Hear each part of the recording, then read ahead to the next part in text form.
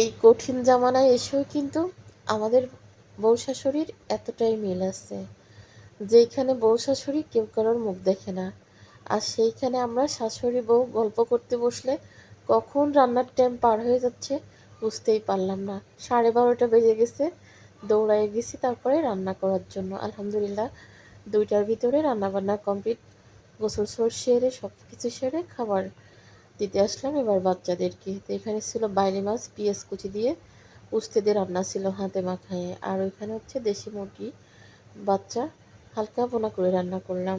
তো সবাইকে খাবার দিয়ে নিজেও কিন্তু খাবার খেতে বসে গেলাম।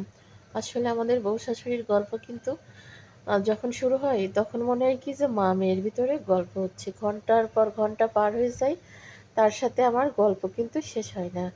তো শুধু আমি না, আমরা সব যারাই কিন্তু এমনই, চাচি শাশুড়ি আমার শাশুড়ি সবাই সবার সাথে এত বেশি মিল, তাদেরটা দেখেই কিন্তু আমাদের শিখা।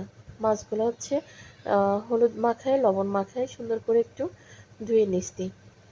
বাইরে মাছ ছিল 3 রকমের, 2 রকমের, একটা ছিল খরুল্টে মাছ, একটা ছিল বাইলে মাছ, আর হচ্ছে একটা সামুদ্রিক বাইলে, আর হচ্ছে পুকুরের বাইলে, মানে পাঁচমিশালি মাছ ছিল। তার ভিতর দিয়ে খুঁটে খুঁটে মানে সব কয় রকম মিলায় এইখানে এই মাছগুলা ছিল। তো ভাবলাম আজকে উস্তে দিয়ে আর হচ্ছে পেঁয়াজ কুচি দিয়ে হাতে মাখায় রান্না করি।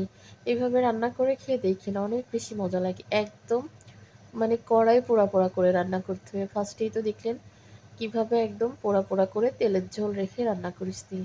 এত মজা লাগে, এই একটা তরকারি হলেই কিন্তু ভাত খাওয়া হয়ে যায়। আমরা যেহেতু 3 বেলাই রান্না করি, অল্প অল্প করে কিন্তু তরকারি রান্না করি যাতে এই তরকারি না থাকে।